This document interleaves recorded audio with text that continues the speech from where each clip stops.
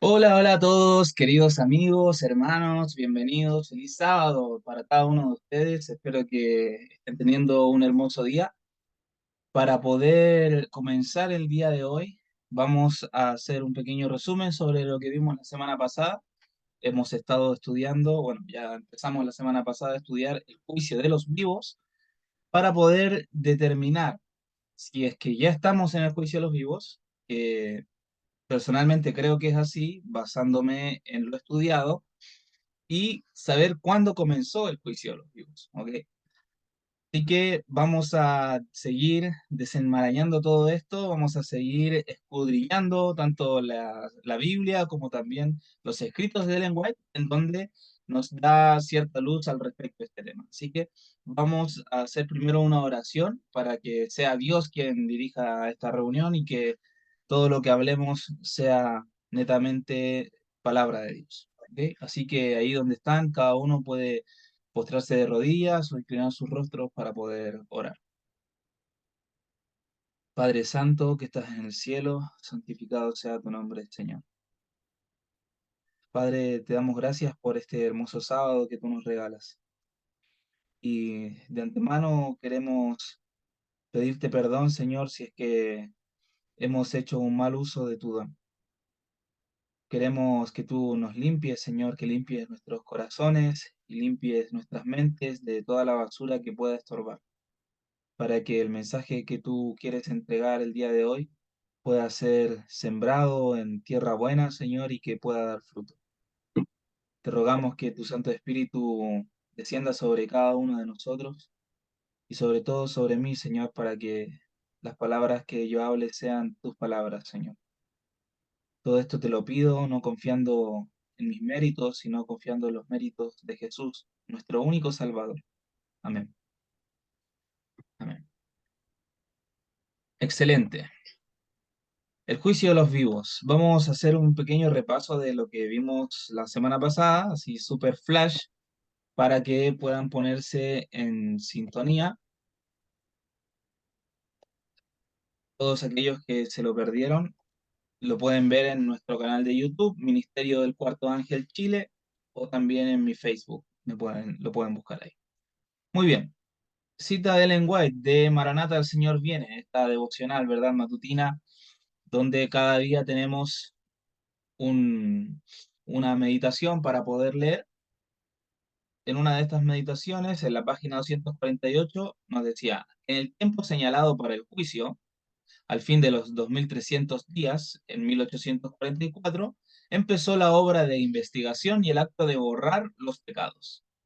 Todos los que hayan profesado el nombre de Cristo deben pasar por ese riguroso examen.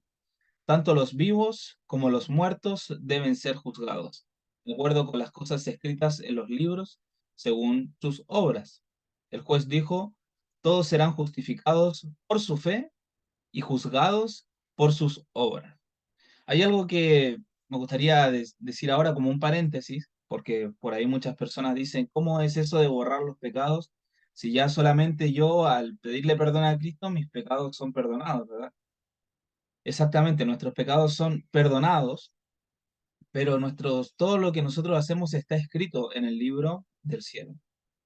Todos los pecados que nosotros hemos cometido, el Señor, cuando nosotros los confesamos de corazón y nos arrepentimos, el Señor los toma todos esos pecados y los arroja al fondo del mar, dice la Escritura, ¿verdad? Para no acordarse de ellos jamás. En el libro del cielo, en donde está escrito todas nuestras acciones, buenas y malas, todas nuestras obras por las cuales vamos a ser juzgados, al lado de cada uno de los actos de pecado que nosotros hemos cometido, a pesar de ser perdonado, no es borrado de inmediato, sino que es escrito al lado, se le escribe perdonado, se le escribe. Por lo tanto, llega el momento en el cual Cristo toma ese libro y empieza a revisar y dice, perdonado, perdonado, perdonado. Ah, mira, aquí hay uno que no, él no confesó. Hay un pecado que él no confesó. Entonces, de esa manera es como Cristo va a juzgar a cada uno de nosotros, viendo nuestro libro y viendo cuáles son los pecados perdonados y cuáles son los que no hemos confesado para juzgarnos. Si hay algún pecado que nosotros no hemos confesado, vamos a quedar fuera del reino de Dios. Por eso es muy importante entender de que son momentos muy solemnes los que estamos viviendo y que a pesar de que muchas veces podemos cometer errores, equivocarnos, siempre si resbalamos, tomarnos, volvernos a tomar de la mano de Dios, no soltarnos, no sentir que, yo ya soy muy pecador, soy una basura, no sirvo para nada, y pegarme con una piedra en el pecho y no soy digno de Dios y no soy digno del perdón de Jesús. Porque eso igual está mal. Nosotros debemos confiar en los méritos de Cristo, debemos ir a Él y tratar de hacer lo mejor posible y pedirle a Dios que nos dé su gracia vencedora para que nosotros podamos también mantenernos firmes en nuestra decisión de seguir a Cristo. Muy bien, ¿en dónde inicia el juicio de los vivos? Ezequiel 9:6. Y comenzaréis por mi santuario. Comenzaron pues desde los varones ancianos que estaban delante del templo. Por lo tanto, el juicio de los vivos empieza en la casa de Dios, ¿verdad? Comienza en el pueblo de Dios. Y hay una exhortación a discernir las señales del juicio, las señales de los tiempos, ¿verdad? Mateo 16:3. Hipócritas, sabéis distinguir el aspecto del cielo, mas las señales de los tiempos no podéis. Debemos discernir las señales del tiempo que estamos viviendo, las señales del juicio, y vamos a ver qué señales. Ya no esta semana, sino la siguiente, en donde ya vamos a entrar de lleno y poder determinar cuándo es el momento en el cual inicia el juicio de los vivos. También recordamos que estudiamos que en el momento del juicio, ¿sí? Antes de que el juicio empezara, se quita la vara del sacerdocio. Eso ya es una actitud de juicio. Se le quita la vara del sacerdocio al liderazgo apóstata y luego es que comienza el juicio. Y esto lo encontramos en Isaías 3, donde dice, Jehová de los ejércitos quita de Jerusalén y de Judá al sustentador y al fuerte. Recordamos que la palabra sustentador y fuerte tenía que ver justamente con esa vara, con ese apoyo, con ese callado que usaba el pastor. Tanto quitaba esa vara, quitaba esa vara de sacerdocio y después en el versículo 13 dice, Jehová está en pie para litigar y está para juzgar a los pueblos. Jehová vendrá a juicio contra los ancianos de su pueblo y contra sus príncipes. Nuevamente la misma escena que habíamos visto en Ezequiel 9 de venir a juicio contra los ancianos del pueblo. Siempre empieza por el pueblo de Dios. Bueno, y aquí es donde nosotros sabemos que empieza el juicio de los vivos, en un momento en donde el pueblo aparentemente, el liderazgo apostata, ¿verdad? Se aparta de su fe, de sus principios, y luego empieza este juicio. El levantarse y el sentarse de Jehová son símbolos de juicio, eso también lo vimos. Cada versículo que nosotros leemos que dice, y se levantó Miguel, ¿verdad? Y se sentó Jehová y se paró y se sentó y estaba de pie junto al trono. Todas estas actitudes de sentarse, de levantarse, son símbolos y actitudes de juicio. La lluvia tardía comienza a gotear con el juicio de los vivos. Si bien es cierto, la lluvia tardía en su momento empezó, ¿verdad? Luego de 1888, cuando empieza a predicarse este mensaje de justificación por la fe en Estados Unidos por Warren Jones, y Ellen White avala este mensaje, ¿verdad? Y allí aparentemente empieza a caer la lluvia tardía, pero en un momento se detiene y se reanuda justamente cuando comienza el juicio de los vivos. ¿Qué es la lluvia tardía? La lluvia tardía es el derramamiento del Espíritu Santo. ¿Qué nos dice la Biblia del Espíritu Santo? Nos dice que debemos nacer del agua y del Espíritu, ¿verdad? Nacer del Espíritu Santo para ver el reino de los cielos. ¿Qué más nos dice? Jesús dijo que el Espíritu de verdad, o sea, el Espíritu Santo, nos guiaría a toda la verdad. O sea que sin el Espíritu Santo no podremos conocer la verdad. Por lo tanto, al comenzar el juicio de los vivos, comienza a gotear esta lluvia para que podamos ir increciendo en esa verdad, podamos ir avanzando. Y esta cita de Ellen White que nos dice, la lluvia tardía ha de caer sobre el pueblo de Dios. Un poderoso ángel descenderá del cielo y toda la tierra será iluminada con su gloria. ¿Estamos listos para tomar parte en la gloriosa obra del tercer ángel? ¿Están nuestros vasos listos para recibir el rocío celestial? ¿Tenemos contaminación y pecado en el corazón? Si es así, limpiemos el templo interior y preparémonos para la lluvia tardía. El refrigerio de la presencia del Señor nunca caerá sobre corazones llenos de impureza. Dios nos ayude a morir al yo para que Cristo, la esperanza de gloria, pueda ser formado en nosotros. Debo tener el Espíritu de Dios en mi corazón. Nunca puedo salir a hacer la gran obra de Dios a menos que el Espíritu Santo descanse sobre mi ser. Como el ciervo brama por las corrientes de las aguas, así clama por ti, oh Dios, el alma mía. El día del juicio está muy cercano. Oh, lavemos el manto de nuestro carácter y blanquémoslo en la sangre del Cordero. Esto en 1891. La lluvia tardía, hablando sobre la lluvia tardía. Si bien es cierto, la lluvia tardía, ya como ese gran chaparrón, va a caer cuando se dicte la ley dominical, ¿verdad? Ahí cuando comienza el fuerte clamor, donde se vive este pequeño tiempo de angustia y luego cae la lluvia tardía con poder sobre el pueblo de Dios para que salgan a predicar el mensaje del tercer ángel, del cuarto ángel. Vemos aquí que nos habla de un poderoso ángel que desciende del cielo y toda la tierra es iluminada con su gloria. Esto está en Apocalipsis 18, hablando del cuarto ángel, pero luego nos habla de la gloriosa obra del tercer ángel. Por lo tanto, esto siempre tenemos que tener este concepto. Cuando nos habla del tercer ángel, también nos está hablando del cuarto ángel. Y vamos a ver qué importancia tiene el mensaje del cuarto ángel con la lluvia tardía. Lo vemos aquí relacionado directamente. Por lo tanto, cuando empieza a predicarse este mensaje del cuarto ángel, es cuando ya empieza a caer el goteo de la lluvia tardía. Empieza a derramar más luz cada vez se va dando más luz hasta llegar ya a la plenitud. Este mensaje del cuarto ángel va creciendo hasta llegar a iluminar toda la tierra. El zarandeo también es parte del juicio de los vivos. En Malaquías 3 nos dice, versículo 1, He aquí yo envío mi mensajero, el cual preparará el camino delante de mí. Y aquí vemos también nuevamente que cuando Dios envía al mensajero, primero pone al mensajero y después viene el juicio. Dice, y vendrá súbitamente a su templo el Señor a quien vosotros buscáis, y el ángel del pacto a quien decíais vosotros. Y aquí viene, ha dicho Jehová de los ejércitos.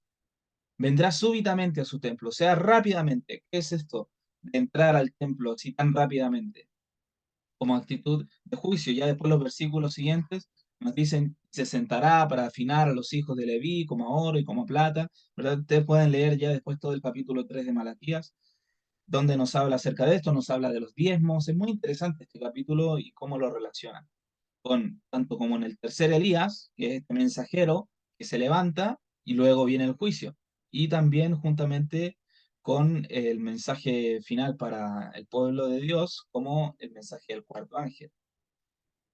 Bueno, recordamos las 10 vírgenes, ¿verdad? Todas se durmieron, pero solamente algunas habían guardado aceite extra. Aceite es símbolo del Espíritu Santo. Por lo tanto, nuevamente vemos que antes del fuerte clamor, ¿sí? Cuando se oye el clamor de medianoche, que dice salid, salid a recibir al esposo, ya viene, ¿verdad? Que esto representa la ley dominical, para nosotros representa la ley dominical, habían 5 vírgenes que habían guardado aceite, o sea que habían recibido parte del goteo de esta lluvia tardía, hasta que llega en su momento ya y reciben esa gran lluvia. El zarandeo lo realizan los ángeles. Ya, aquí habíamos quedado la semana pasada. Zarandeo lo realizan los ángeles. Esto es una frase que siempre se dice dentro de la iglesia adventista, muchos lo dicen. No, no, pero no nos corresponde a nosotros decir quién es trigo, quién es cizaña, porque el zarandeo al final lo hacen los ángeles, no lo hacemos nosotros. Claro, es cierto. Pero ¿qué ángeles? ¿Qué es el zarandeo? Recordamos esa parábola de el trigo y la cizaña, ¿verdad? En donde se separa justamente se atan en manojo la cizaña y también el trigo también se ata en manojos, pero se guarda en el granero. Pero hay otro proceso también que tiene que pasar con el trigo después. El trigo también se tiene que zarandear, ¿verdad? Por lo tanto, aquí vemos muchas aplicaciones simbólicas que podríamos darle a todo esto y hablar horas, pero vamos a centrarnos en cuáles son los ángeles que realizan este zarandeo. Yo creo que más de alguno ya debe tener alguna idea, por lo menos así a grandes rasgos, sobre quiénes son estos ángeles que hacen esto. Antes de ver eso, vamos a ver cómo Dios levanta a un pastor y le da la vara. Este tercer Elías que ya hemos estudiado tantas veces, ¿verdad? Esto también estaba profetizado. Vamos a ver cómo en Ezequiel 34 nos dice lo siguiente.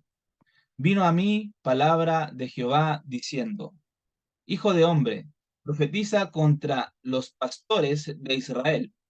Profetiza y di a los pastores. Así ha dicho Jehová el Señor. Ay de los pastores de Israel que se apacientan a sí mismos. ¿No apacientan los pastores a los rebaños? Coméis la grosura y os vestís de la lana, la engordada degolláis, mas no apacentáis a las ovejas. No fortalecisteis las débiles, ni curasteis la enferma. No vendasteis la perniquebrada, no volvisteis al redil la descarriada, ni buscasteis la perdida, sino que os habéis enseñoreado de ellas con dureza y con violencia. Muy bien. Aquí vemos justamente una palabra de Dios en contra de los pastores de Israel, ¿verdad? Si bien es cierto, todo esto fue escrito en su momento y para algunas de estas frases tenían cumplimiento en los del pueblo en ese momento que estaban viviendo un momento de apostasía. Ezequiel, Jeremías, Isaías, Oseas, Amós, Abdías, todos ellos amonestaron siempre al pueblo de Dios por todas las atrocidades y la apostasía que llevaban los líderes del pueblo. Y si el líder andaba mal, ¿qué pasaba con el pueblo? También anda mal, ¿verdad?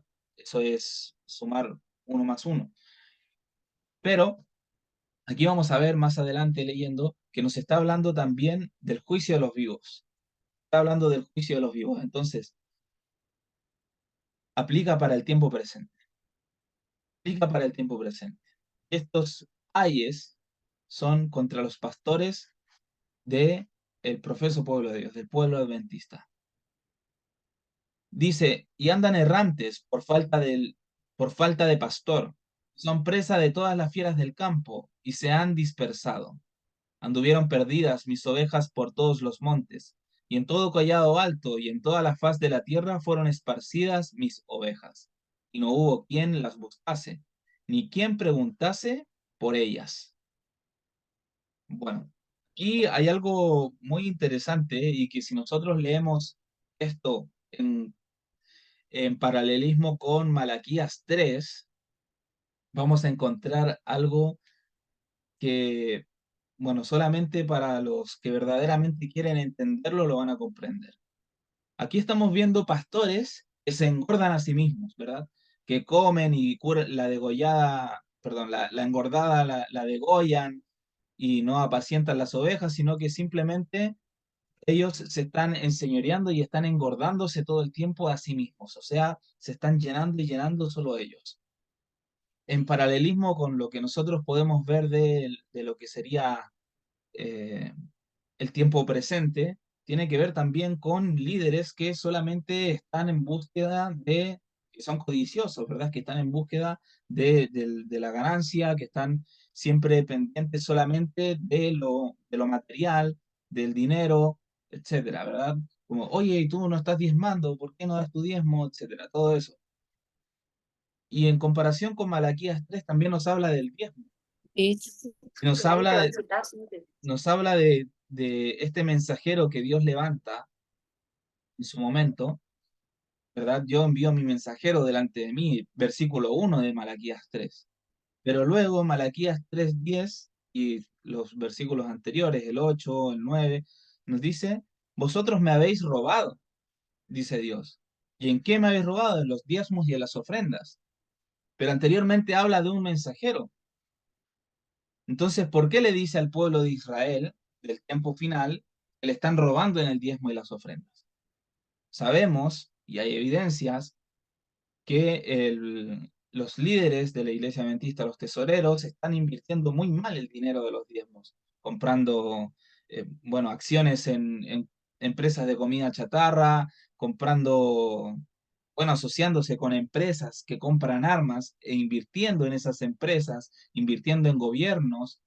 O sea, ellos están básicamente fomentando lo que supuestamente defienden con este dinero. Y ahí es donde nosotros estamos viendo justamente ese mal uso de los diezmos, ese robo de los diezmos. Pero no solamente es para ellos, sino también para el pueblo, porque si yo como oveja me doy cuenta de que el pastor está mal administrando el dinero que yo estoy dando para la causa de Dios y me estoy dando cuenta de que no se está usando 100% en la causa de Dios, entonces yo también soy responsable por eso.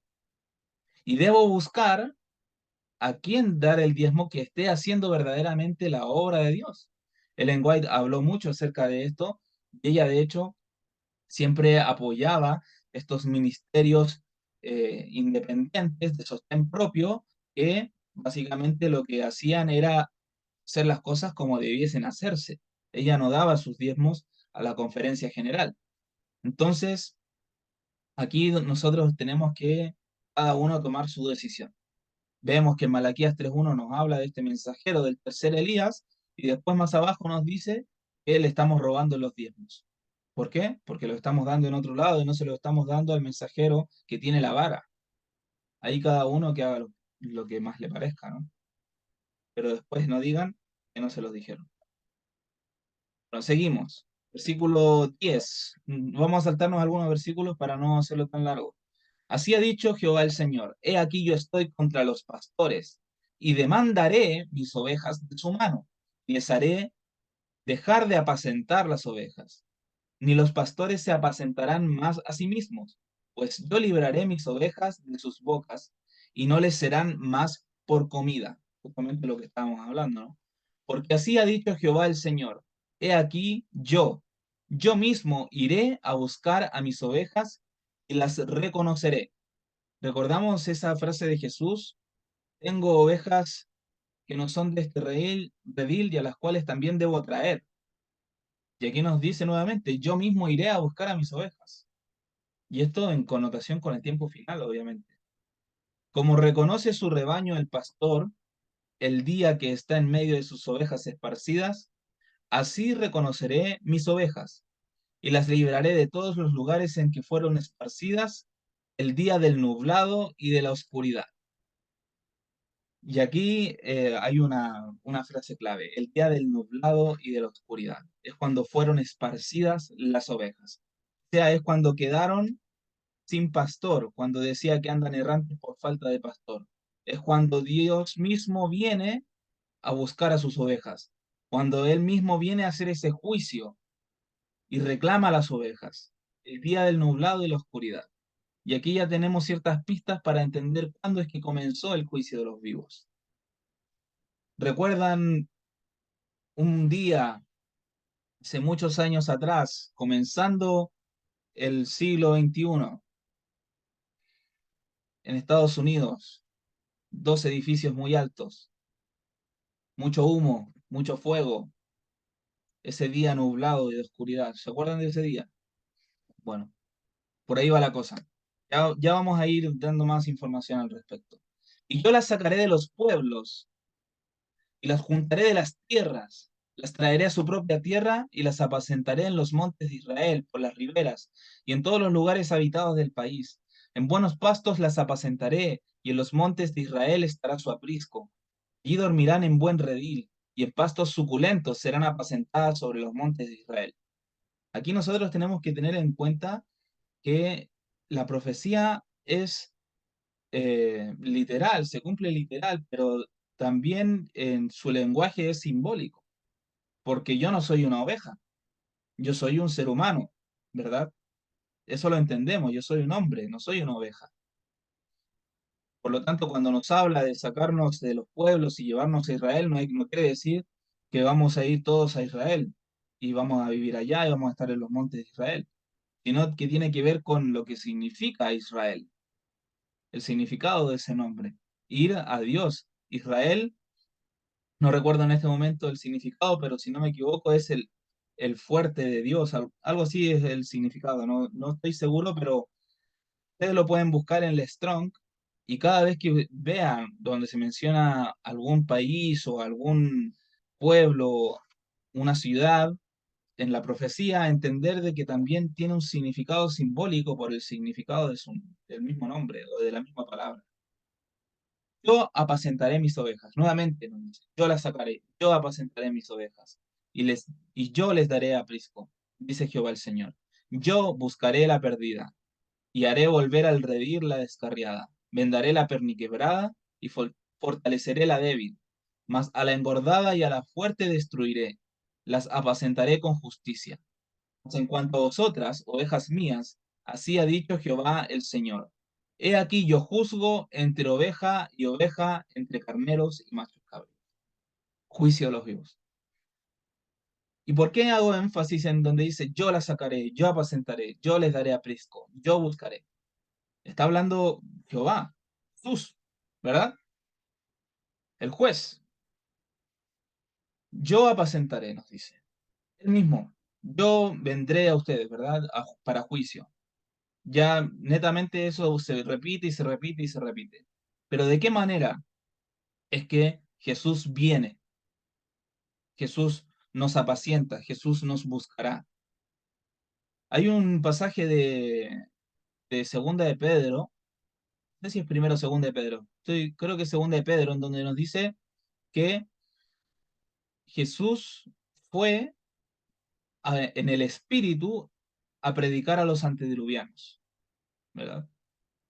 Entonces muchas personas se toman de esto para decir, ah, mira, Jesús fue a predicar a los espíritus encarcelados, ¿verdad? De antes del diluvio. Ah, mira, fue al infierno y se puso a predicarle a las almas en pena del infierno, todos esos que murieron en el diluvio. ¿Eso es lo que quiere decir? No, nos está hablando de que Cristo mismo, en tiempos de Noé, predicó a los antediluvianos. ¿A través de quién predicó? A través de Noé, en el Espíritu, ¿verdad?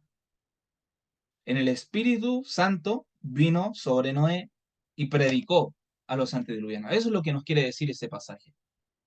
Porque ahora los antediluvianos ya están muertos y requete muertos y hay que saber dónde están sus cadáveres y sus huesos desintegrados. Ya no existen. Ahora, si Cristo mismo fue a predicar a los antediluvianos a través de Noé, en el tiempo final, Cristo mismo viene y nos apacienta a través de quién? ¿El tercer Elías? Sigamos leyendo. Por tanto, así les dice Jehová el Señor, he aquí yo juzgaré entre la oveja engordada y la oveja flaca. Yo salvaré a mis ovejas y nunca más serán para rapiña, y juzgaré entre oveja y oveja. ¿Cuándo se dará esto de juzgar entre oveja y oveja? Porque está hablando de ovejas vivas, no de ovejas muertas. ¿Cuándo se daría esto?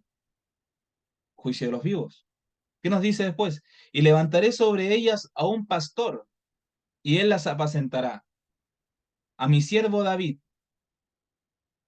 Ahora, volvamos a poner en contexto. ¿Se está hablando de David literalmente? ¿Va a resucitar a David para que venga a reinar sobre nosotros y a apacentarnos? ¿O qué es lo que está hablando aquí? Claro, en cierta manera esto se refiere y nos habla de Cristo, pero aquí nos está hablando de juicio, o sea, ya también para el tiempo final. Levantaré sobre ellas un pastor y él las apacentará, a mi siervo David. Él las apacentará y él les será por pastor. Yo Jehová les seré por Dios y mi siervo David príncipe en medio de ellos. Yo Jehová he hablado. Y estableceré con ellos pacto de paz y quitaré de la tierra a las fieras y habitarán en el desierto con seguridad y dormirán en los bosques. Y daré bendición a ellas y a los alrededores de mi collado, y haré descender la lluvia en su tiempo. Lluvias de bendición serán. Es muy interesante esto, ¿no? Nos está hablando de habitar en el desierto con seguridad, dormir en los bosques. ¿Cuándo sucederá esto? Esto también, bueno, Ellen White tiene ciertas visiones en donde nos habla de luego de los 1000 años, ¿verdad? Estar aquí, volver a la tierra después de los 1000 años en el cielo, y que ahí iban a estar todos los salvos, entre los bosques, en el desierto, y dice, y cita este pasaje bíblico, ¿no? Habitarán en el desierto con seguridad, dormirán en los bosques, no tendrán miedo de las fieras, etcétera. Y después nos dice, y daré bendición a ellas y a los alrededores de mi collado o de mi monte, y haré descender la lluvia en su tiempo. Lluvia en su tiempo. Lluvia tardía, derramamiento del Espíritu Santo. Muy bien, entonces Jesús andará por la tierra en el tiempo del juicio. Vamos a ver una cita de Ellen White en donde nos dice lo siguiente. Aquellos que ahora no aprecian, ni estudian, ni valoran profundamente la palabra de Dios hablada por sus siervos, más adelante tendrán razón para lamentarse amargadamente. Vi que el Señor durante el juicio caminará por la tierra al fin del tiempo. Las terribles plagas comenzarán a caer. Entonces aquellos que han despreciado la palabra de Dios y la han valorado a la ligera, irán errantes de mar a mar, desde el norte hasta el oriente, discurrirán buscando palabra de Jehová y no la hallarán. Amós 8:12. Hay un hambre en la tierra por oír la palabra. Cuando termine el juicio, ¿verdad? Se cierra el tiempo de gracia. Ya no hay más oportunidad, empiezan a caer las plagas y ahí es donde van estos errantes de mar a mar buscando escuchar la palabra de Dios. Tendrán hambre y sed de la palabra de Dios, pero no serán saciados, porque ya habrá pasado el tiempo de gracia. Y aquí nos dice que el Señor caminará por la tierra al fin del tiempo. ¿Qué forma? Interesante, ¿no? Y esto está en Amós 8:12. Hoy día, en la tarde, para aquellos, bueno, paso el anuncio, vamos a estar estudiando el libro de Amós. Y el libro de Amós es un libro de juicio y habla, pero abiertamente, de lo que es el juicio de los vivos. Así que no se lo pierdan, vamos a estar ahí a través del canal de YouTube de la doctora Diana Tapia, a través del Facebook de la doctora Diana Tapia, para estudiar sobre este tema que de verdad va a servir mucho para seguir confirmando todo lo que ya hemos estado estudiando. Vamos a ver qué hora es. Primera de Pedro 3. Bueno, esto es lo que decía anteriormente, ¿no? Porque también Cristo padeció una sola vez por los pecados, el justo por los injustos, para llevarnos a Dios, siendo la verdad muerto en la carne, pero vivificado en espíritu. Fue vivificado en espíritu. Cuando resucitó, fue vivificado en espíritu, ¿verdad? En el cual también fue y predicó a los espíritus encarcelados. ¿En cuál? En el espíritu. O sea, en el espíritu también fue y predicó a los espíritus encarcelados, los que en otro tiempo desobedecieron, cuando una vez esperaba la paciencia de Dios en los días de Noé, mientras se preparaba el arca, en la cual pocas personas, es decir, 8, fueron salvadas por agua. Aquí los indoctos y los simples o simplones tuercen este pasaje para decir que Jesús fue al infierno a predicarle a los que no se salvaron. Pero vamos a analizar este versículo y vamos a ver qué es lo que dice realmente, porque esto es solo comprensión lectora. Es tener, eh, no sé, primaria, ¿ok? No, no es por insultar a los que no tienen primaria. Tengan en cuenta que yo estoy hablando acerca de aquellos que se dicen ser pastores, ¿verdad? Son de otras denominaciones, etcétera. Yo no voy a discutir sobre denominaciones acá, sino voy a hablar de cuáles son las doctrinas que se enseñan, pero que son erradas y que no hablan conforme a la Escritura. Nos dice que en el Espíritu fue y predicó a los espíritus encarcelados, los que en otro tiempo desobedecieron, ¿verdad? O sea, a los antediluvianos. ¿Cuándo? ¿Cuándo fue y predicó? Aquí nos dice, cuando una vez esperaba la paciencia de Dios en los días de Noé. ¿Cuándo? En los días de Noé. ¿Lo hizo cuando murió? No, lo hizo en los días de Noé. Es así de simple, es leer y entender. El que tenga oídos para oír, que oiga, dice la escritura, ¿no? Génesis 11. Y descendió Jehová para ver la ciudad y la torre que edificaban los hijos de los hombres. Esto es la torre de Babel. Y dijo Jehová, he aquí el pueblo es uno, y todos estos tienen un solo lenguaje, y han comenzado la obra, y nada les hará desistir ahora de lo que han pensado hacer. Ahora pues, descendamos y confundamos allí su lengua, para que ninguno entienda el habla de su compañero. Vemos nuevamente en actitud de juicio, ¿qué hace Jehová? Desciende. Siempre que hay un juicio, Él desciende, Él viene. Es muy interesante para los que son antitrinitarios, que dice acá, descendamos, no dice descenderé. Interesante, ¿no? Ok. Génesis 18. Y Jehová dijo, ¿encubriré yo a Abraham lo que voy a hacer? Habiendo de ser Abraham una nación grande y fuerte, y habiendo de ser benditas en él todas las naciones de la tierra, ¿voy a encubrir a Abraham lo que voy a hacer? No. Entonces Jehová le dijo, por cuanto el clamor contra Sodoma y Gomorra se aumenta más y más, y el pecado de ellos se ha agravado en extremo, descenderé ahora y veré si han consumado su obra según el clamor que ha venido hasta mí. Y si no, lo sabré. Descenderé ahora. Nuevamente nos está hablando de descender en qué? En actitud de juicio. Hechos 3, 19. Así que arrepentíos y convertíos para que sean borrados vuestros pecados, para que vengan de la presencia del Señor tiempos de refrigerio. ¿Cuándo serán los tiempos de refrigerio? Esta es la lluvia tardía. Lo vimos ya anteriormente en la cita de Ellen White. Estos tiempos de refrigerio se refiere a los tiempos de lluvia tardía. ¿Y qué nos dice? Y Él envíe a Jesucristo, que os fue antes anunciado, a quien de cierto es necesario que el cielo reciba. ¿Hasta cuándo? Hasta los tiempos de la restauración de todas las cosas, de que habló Dios por boca de sus santos profetas, que han sido desde tiempo antiguo. Ahora, yo les hago una pregunta abierta. ¿Cuándo serán los tiempos de restauración de todas las cosas? ¿Cuándo se restaura todo, todo, todo, todo, todo? Después de los 1000 años, ¿verdad? Ahí es recién cuando se restaura todo. Por lo tanto, aquí no está hablando acerca de esa restauración.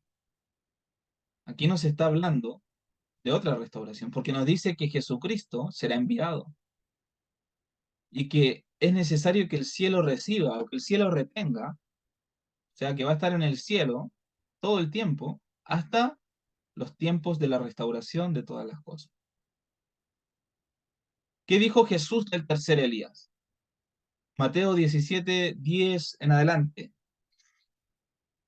Dice, Elías a la verdad vendrá primero y restaurará todas las cosas. Interesante, ¿no?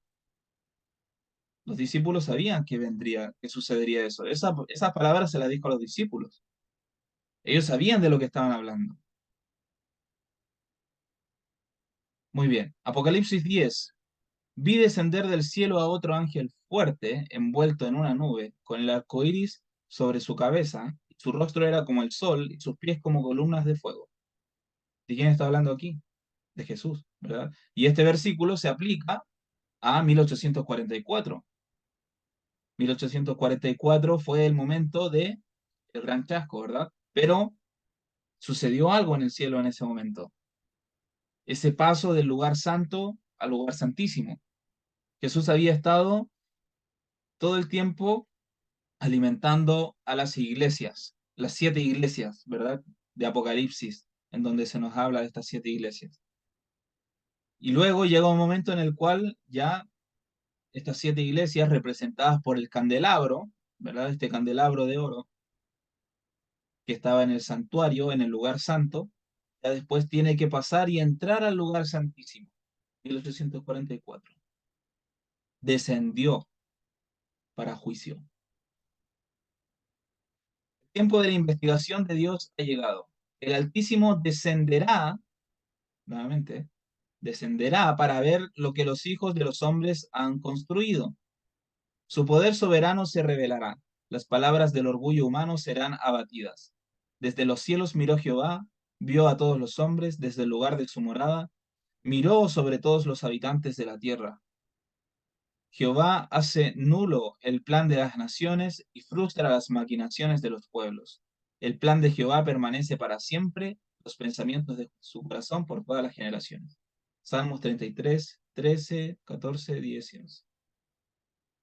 Nuevamente nos habla de que el Altísimo descenderá en el tiempo de qué? De la investigación, juicio, o del juicio. Y vi que el Señor le estaba sacando filo a su espada en el cielo para cegarlos. Por eso tengo una espada aquí atrás. No es porque esté bonita, sí está bonito el diseño, ¿no? Pero esa espada de fuego, como esa espada de juicio, a la cual el Señor le está sacando filo en el cielo para cegarlos. Ojalá que toda persona que profesa tibiamente su creencia pudiese comprender la obra de limpieza que Dios está por realizar entre su pueblo profeso. ¿Cuál es su pueblo profeso? La Iglesia Adventista del Séptimo Día. Ojalá que toda persona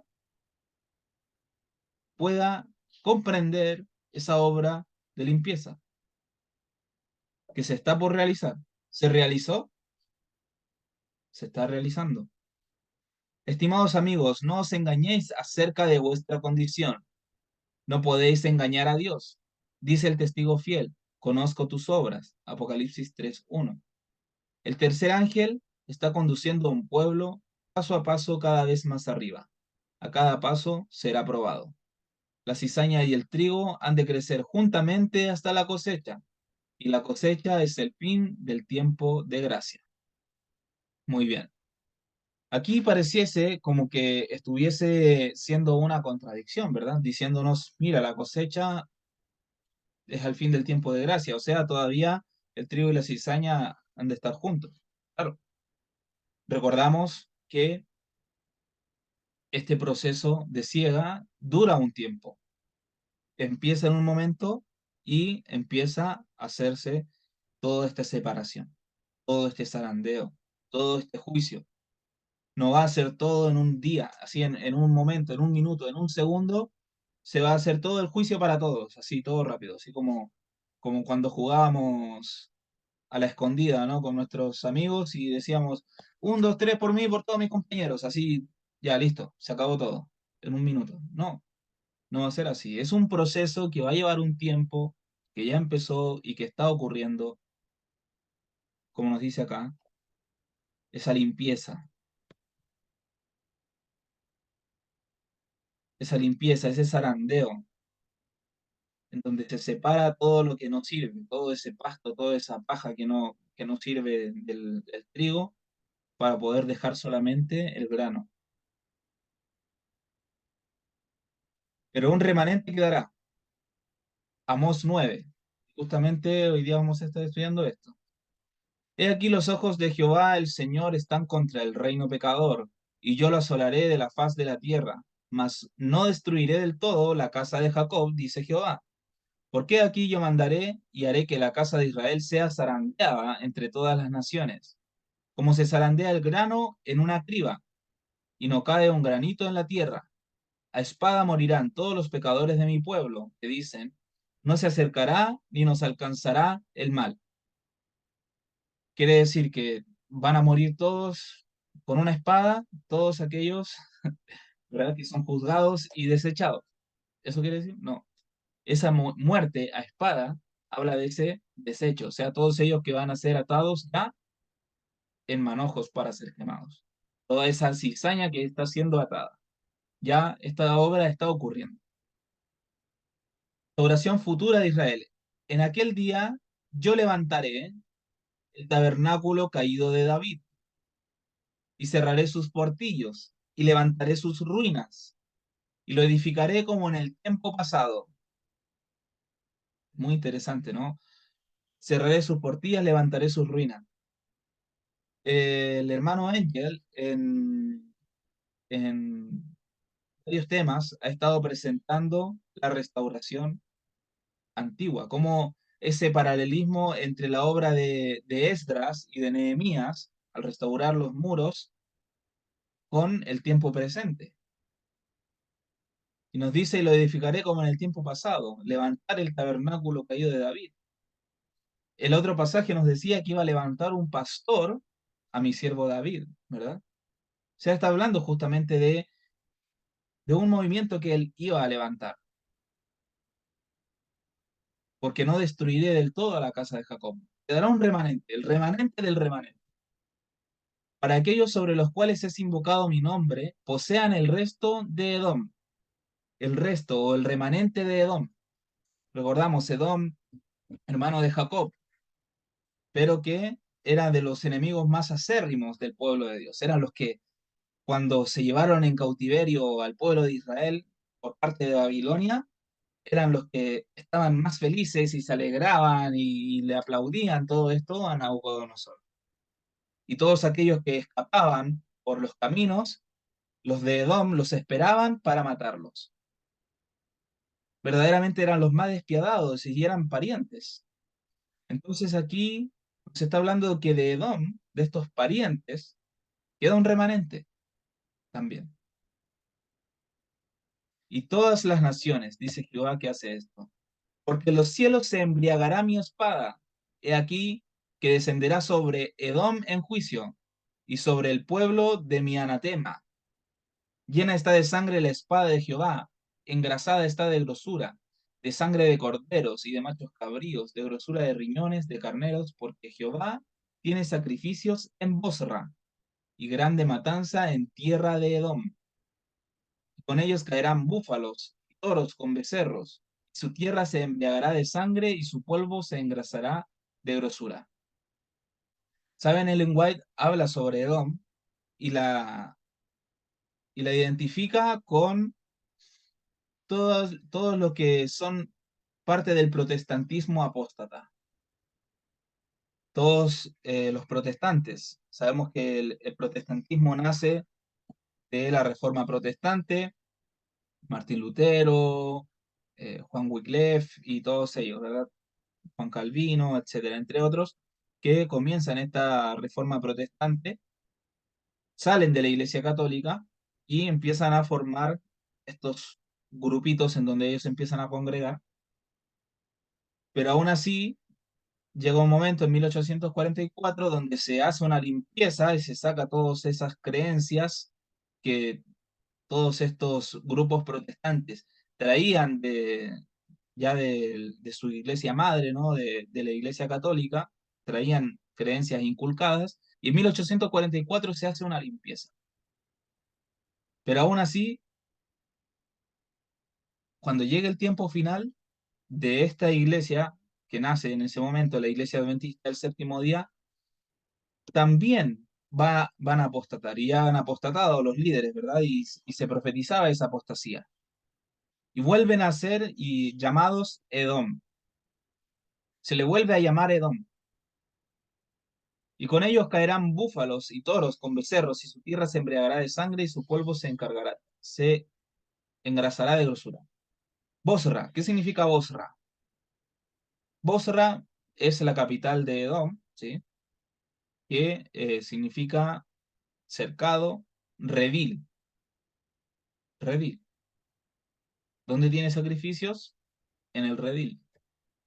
Pero también, si nosotros vemos que viene de la 1219, es juntar uvas, cortar, también estar aislado, amurallar, cortar, vendimiar y también cosecha de uva. En Apocalipsis capítulo 14 nos habla de esa vendimia para, para poner todas las uvas en el lagar de la ira de Dios. Es el juicio.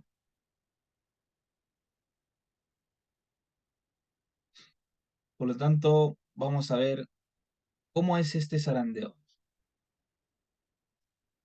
Este zarandeo realizado por los ángeles. ¿Qué ángeles?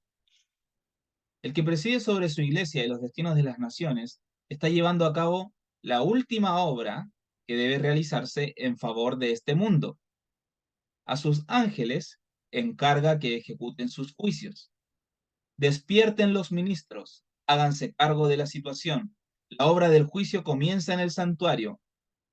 Y he aquí que 6 varones venían de camino de la puerta de arriba que mira hacia el norte, etcétera. Lo que habíamos leído de Ezequiel 9, para que vean que no es algo que nos inventamos. La obra del juicio comienza en el santuario. Despierten los ministros. La última obra, el último mensaje, el mensaje del cuarto ángel. ¿Quiénes son estos ángeles que hacen esto? Me fue mostrado, vamos a leer una visión de Ellen White que por lo demás es, pero no tiene desperdicio esta cita, esta visión, y ojalá que todos puedan conocerla. Me fue mostrado un tren de coches de ferrocarril que iba con la rapidez del rayo. El ángel me invitó a mirar cuidadosamente. Fijé los ojos en el tren. Parecía que el mundo entero iba a bordo de él, que no quedaba nadie sin subir. Dijo el ángel, se los está atando en gavillas listas para ser quemadas. Luego me mostró al conductor, que parecía una persona de porte noble y hermoso aspecto, a quien todos los pasajeros administraban y reverenciaban. Yo estaba perpleja y pregunté a mi ángel acompañante quién era. Dijo, es Satanás, el conductor que asume la forma de un ángel de luz. Ha tomado cautivo al mundo. Se han entregado a poderosos engaños para creer una mentira y ser condenados. Este agente, el que le sigue en orden, es el maquinista, y otros de sus agentes están empleados en diferentes cargos según los necesite. Todos se dirigen hacia la perdición con la rapidez del rayo. Y pregunté al ángel si no quedaba nadie, y me invitó a mirar en la dirección opuesta. Y vi una compañía pequeña que viajaba por una senda angosta. Todos parecían estar firmemente unidos, vinculados por la verdad, en agrupaciones o compañías. Dijo el ángel, el tercer ángel está atándolos o sellándolos en gavillas para el granero celestial. Ahora, repito la pregunta. El zarandeo, esta separación entre el trigo y la cizaña, la hacen los ángeles. ¿Qué ángeles? Los, los ángeles de Apocalipsis 14, de Apocalipsis 18. Nos dice el tercer ángel. Ya habíamos determinado anteriormente que cuando se dice el tercer ángel también es el cuarto ángel. El mensaje que predica el remanente del remanente, el mensaje del cuarto ángel y del tercer ángel, es el que ata, sella al pueblo de Dios en gavillas para el granero celestial. Y rechazar este mensaje te ata en gavillas para ser quemado. Por lo tanto, el zarandeo está ocurriendo. Ya estamos siendo atados. Si rechazamos este mensaje, estamos perdidos.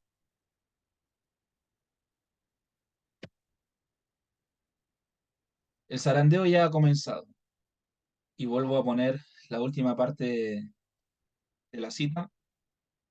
Voy a apagar mi cámara por si alguno quisiera tomar alguna captura. Dice, el zarandeo ya ha comenzado. Todos parecían estar firmemente unidos, vinculados por la verdad en agrupaciones o compañías. Dijo el ángel, el tercer ángel está atándolos o sellándolos en gavillas para el granero celestial.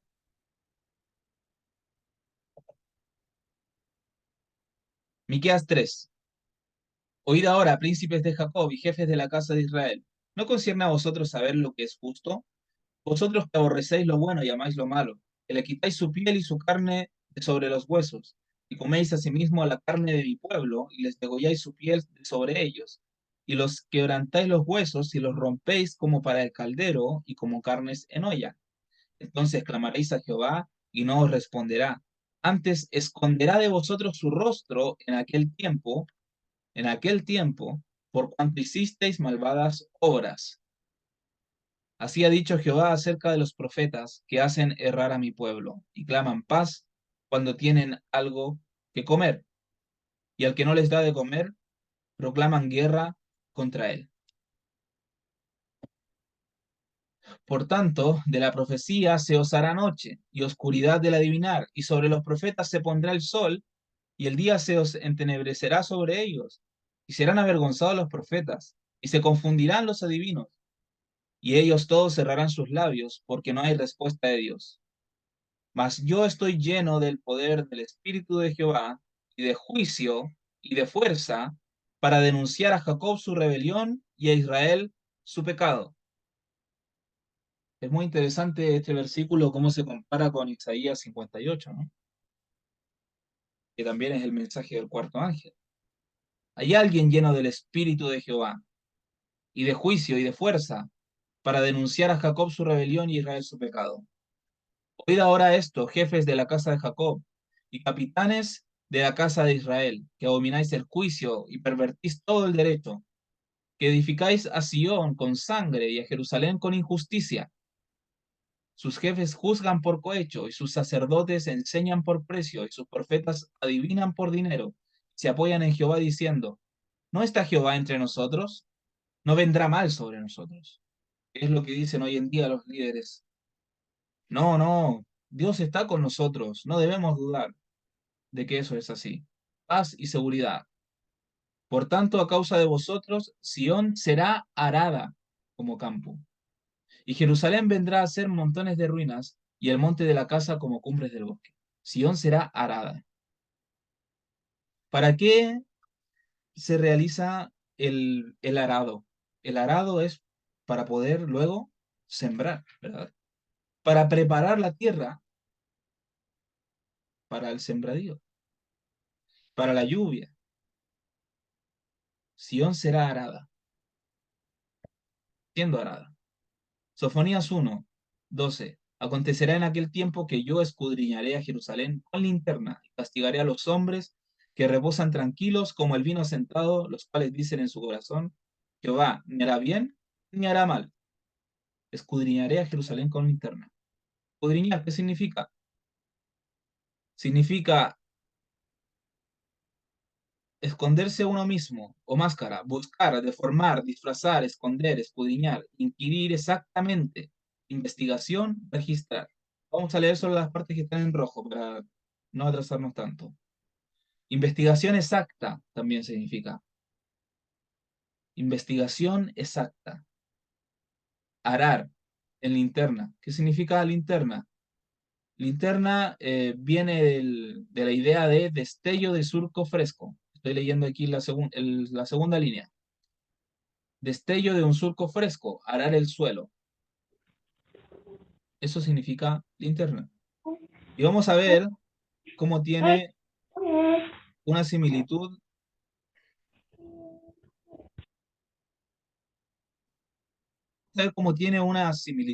por raíz, ¿ok? De lo que sería menorá. Vemos que comienza con la misma raíz, ¿ok?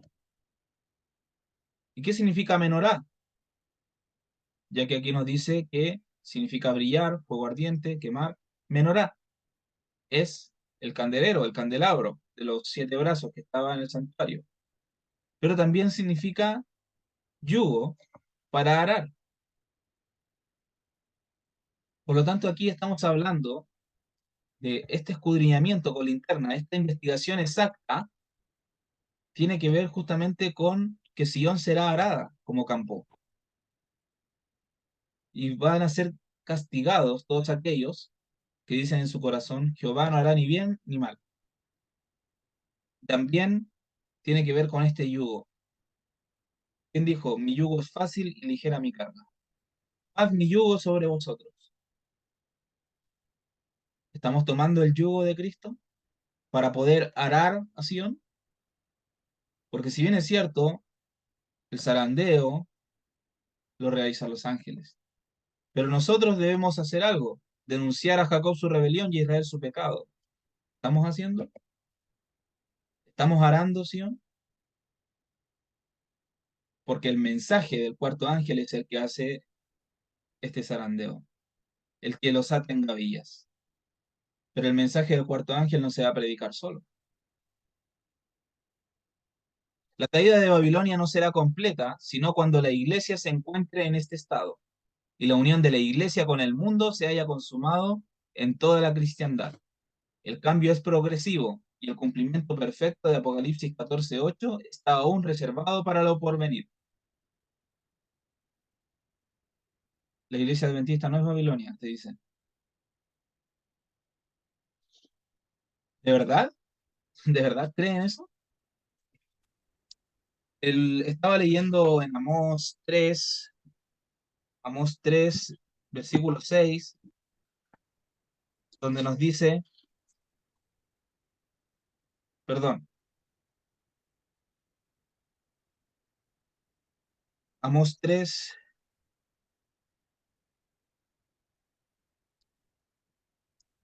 versículo 3, donde nos dice, ¿andarán dos juntos si no se hubieran puesto de acuerdo? ¿Andaremos juntos si no nos hemos puesto de acuerdo? ¿Me juntaré y firmaré pactos con la Iglesia Católica si no estoy de acuerdo con lo que ellos enseñan? ¿O si no estoy de acuerdo con sus planes? ¿Si no estoy de acuerdo con su agenda? ¿Me juntaré con el Papa en esos concilios ecuménicos si no estoy de acuerdo con lo que él fomenta? Esto es para prestar atención, mis amigos, mis hermanos. Ojo, tengan ojo, los que todavía siguen ahí dentro. Y no presten oído así gratuitamente a aquellos que dicen, no, mira, la iglesia adventista no es Babilonia, y te quedas con eso. Ah, ya me quedo tranquilo, menos mal que está esa cita. Pero de verdad, ¿no estás viendo lo que está sucediendo? ¿No tienes ojos? ¿No tienes oídos? Investiga, escudriña, busca. Te cuenta de que el cambio es progresivo, pero el cumplimiento perfecto, cuando la iglesia se encuentre en ese estado, en el estado de Babilonia. Hablando de la iglesia adventista. Mateo 13:33. Otra parábola les dijo, el reino de los cielos es semejante a la levadura que tomó una mujer y escondió en 3 medidas de harina hasta que todo fue leudado. Esto es como la levadura. La levadura, un poquito de levadura, fermenta toda la masa. Cuidado con la levadura que permitimos que entre en nuestra vida. La levadura representa también esa doctrina. ¿Qué doctrina vamos a aceptar? ¿La doctrina papal o la doctrina pura y sin mancha? La obra de ese ángel comienza a tiempo para unirse a la última magna tarea del tercer ángel, cuando éste se intensifica hasta convertirse en un fuerte pregón. O sea, la obra del cuarto ángel comienza a tiempo, o sea, comienza en un tiempo específico, cuando el tercer ángel se intensifica, pero todavía no es un fuerte pregón, sino que se va intensificando. O sea, la obra del cuarto ángel comienza antes del fuerte pregón. Así se prepara el pueblo de Dios para afrontar la hora de prueba que muy pronto ha de sobrevenir. Vi que sobre ellos reposaba una luz vivísima y que se unían para proclamar sin temor el mensaje del tercer ángel. Ya vamos terminando. Es que tienen hambre y ya la mente ya está como divagando, ya estamos por terminar. Levítico 26, no alcanzo a ver. Sí. Levítico 26. Si anduvierais en mis decretos y guardaréis mis mandamientos y los pusierais por obra, yo daré vuestra lluvia en su tiempo, y la tierra rendirá sus productos, y el árbol del campo dará su fruto. Yo daré lluvia en su tiempo. Pero hay una condición, andar en los decretos, guardar sus mandamientos. Esto es solo para el Israel literal en aquel tiempo. Ah, para la cosecha, para que puedan tener lluvia. ¿Solo eso? Vuestra trilla alcanzará a la vendimia, y la vendimia alcanzará a la sementera, y comeréis vuestro pan hasta saciaros, y habitaréis seguros en vuestra tierra. El que trilla alcanza al que cosecha las uvas, y el que cosecha las uvas alcanza al que siembra, todo junto. Es como que se realiza toda la obra junto. La cosecha, la siembra, el zarandeo, todo se está realizando en un mismo momento. Proverbios 10, 5 al 7. El que recoge en el verano es hombre entendido. El que duerme en el tiempo de la siega es hijo de vergüenza. Hay bendiciones sobre la cabeza del justo, pero violencia cubrirá la boca de los impíos. La memoria del justo será bendita, mas el nombre de los impíos se pudrirá. Proverbios 24. El perezoso no hará a causa del invierno.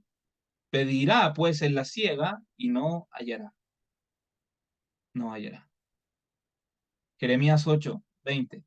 Pasó la siega, terminó el verano, y nosotros no hemos sido salvos. ¿Más claro? El juicio ya ha comenzado. El juicio ya ha comenzado. Ya les di una pista más o menos de cuándo comenzó, ¿verdad? En ese día de oscuridad, pero vamos a profundizar en ese tema ya más adelante para poder determinar por qué decimos que comenzó en ese día. Y estamos en este momento siendo zarandeados. La lluvia tardía ya está cayendo. ¿Estamos siendo atados en manojos para ser quemados o estamos siendo atados en manojos de trigo para poder ser llevados al granero? Pero esto ya está comenzando. O sea, ya comenzó y ya está sucediendo. El mensaje del cuarto ángel es el que realiza esta obra. Todos deben ponerse de pie como un solo hombre, unidos en la obra. Debe despertarse toda energía del alma, porque lo que ha de hacerse debe ser hecho prestamente, rápidamente. Y luego el tercer ángel, dijo mi ángel acompañante. Su obra es terrible, su misión es tremenda.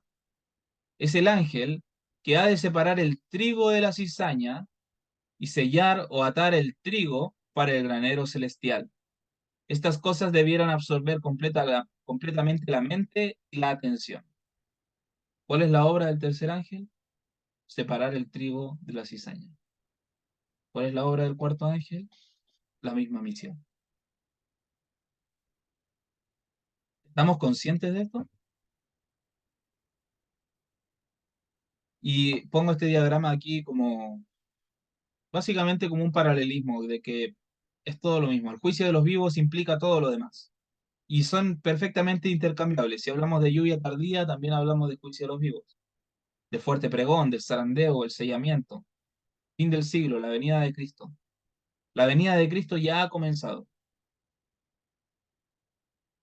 Comenzó con el juicio de los vivos. Ya comenzó el fin del siglo. Estamos en el fin del siglo. Y todas estas cosas, todo esto que está aquí en la escritura, han sido escritas ¿para quiénes? Para nosotros. ¿Sobre quiénes ha venido el fin del siglo?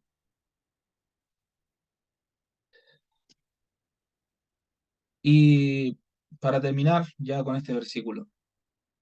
Saben, muchas personas y muchas veces se dice y se repite hasta el cansancio, parecen loros, diciendo, no, la iglesia adventista es la iglesia de la Odisea, somos la iglesia de la Odisea, y como que se enorgulleciesen de ser la iglesia de la Odisea. Si bien es cierto, es verdadero, el tiempo que estamos viviendo es el tiempo de la iglesia de la Odisea, y nos dicen, ya no hay más iglesias después de la iglesia de la Odisea.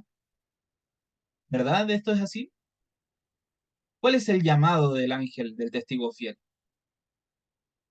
¿Hacer frío o hacer caliente? ¿O estás con Dios o están con Satanás? ¿Qué es esto? Juicio. ¿Verdad? Por cuanto eres tibio y no frío ni caliente, ¿qué sucede? Te vomitaré de mi boca. ¿Somos conscientes de esto? ¿Somos conscientes de que estamos diciendo? de que no, somos la iglesia de la Odisea, una iglesia tibia. Pero ¿qué pasa con el tibio?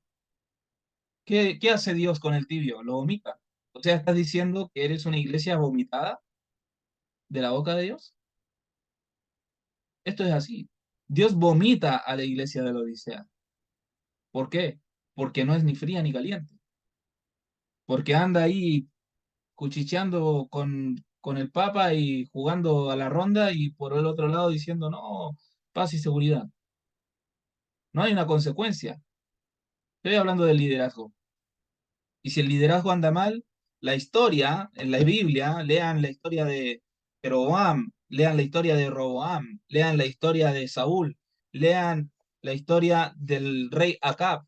¿Qué pasó con todos esos líderes malos que se aliaron con los enemigos de Dios?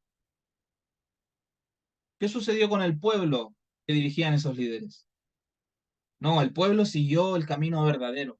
No importa lo que hagan los líderes, yo sigo el camino verdadero. ¿Seguro que esto es así? El pueblo siguió los mismos pasos de los líderes. Y la historia se repitió una y otra vez y tenemos muchas confirmaciones en la escritura para poder saber que eso es así, que eso sucedió así. Por lo tanto, no podemos decir y hacernos los ciegos hoy en día y decir, no, ahora vamos a romper el patrón. Ahora ya eso no va a acontecer. No, no, mis hermanos. Dios le quitó la vara del sacerdocio a la iglesia adventista y se la entregó al tercer Elías. El juicio de los vivos ya ha comenzado. La iglesia adventista fue vomitada como corporación. Los líderes ya fueron vomitados de su boca. Ah, pero volverán a ser aceptados. ¿Tú crees que Dios se va a volver a comer su vómito? ¿Qué nos dice? Que el perro es el que vuelve al vómito. ¿Tú crees que Dios es un perro? ¿Tú volverías a comerte el vómito? Estamos en tiempos de juicio, mis hermanos. Si no somos fríos o calientes, si no nos determinamos y de qué lado estamos, seremos vomitados. Por eso hay una iglesia pura, y no es la iglesia de la Odisea, sino la que viene después de la Odisea, la que se para firmemente y va a Cristo y le compra oro refinado en fuego, le compra colirio para ver, le compra vestiduras para que no se vea la vergüenza de su desnudez. Esa es la iglesia pura, no es la iglesia de la Odisea, para que les quede claro de una vez por todas. Vamos a terminar con una oración, mis hermanos. Cada uno donde está, que incline su rostro. Padre Santo y bendito que estás en el cielo, santificado y glorificado sea tu grandioso nombre, Señor. Padre, oramos de todo corazón para que tú puedas transformarnos, Señor. Necesitamos ser verdaderamente convertidos a ti. Estamos en un tiempo tan solemne que muchas veces lo olvidamos por los afanes de la vida, por la cotidianidad, por la rutina. Perdemos de vista que estamos delante de ti, Señor, siendo inspeccionados, oveja por oveja. Tú lo has dicho en tu escritura, Señor, y es tiempo de juicio. Debemos tener temor en nuestros corazones, de no andar en caminos incorrectos, temor de prestar oídos a falsos pastores. Ayúdanos, Señor, guíanos, danos tu Espíritu Santo porque lo necesitamos. Necesitamos esa lluvia tardía. Queremos ser zarandeados, Señor, pero queremos ser atados en tu granero, no para ser quemados. Ayúdanos, Señor, también a dar este mensaje del cuarto ángel, Señor, para poder seguir cumpliendo la profecía. Es una obra terrible, pero hay que hacerla, Señor, y alguien debe hacerla. Y si tú nos has llamado a hacerla, Señor, es porque confías en que podemos hacerlo con tu poder. Ayúdanos, Señor, a depender de tu poder y no de nosotros mismos. Te necesitamos, Padre. Señor, te rogamos también por aquellas ovejas que aún tú tienes en otros rediles.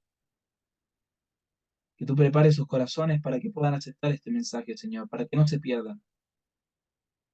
Te rogamos por aquellos que aún no han sido juzgados, Señor, puedan tomar la decisión correcta.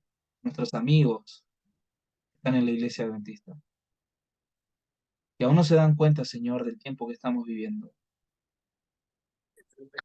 Aún no se dan cuenta del mensaje que tú nos has entregado para este tiempo, Señor. Por favor, abre sus ojos.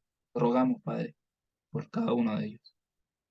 Todo esto te lo agradecemos y te lo pedimos, Señor, en el santo nombre de Jesús, nuestro único Salvador. Amén. Amén.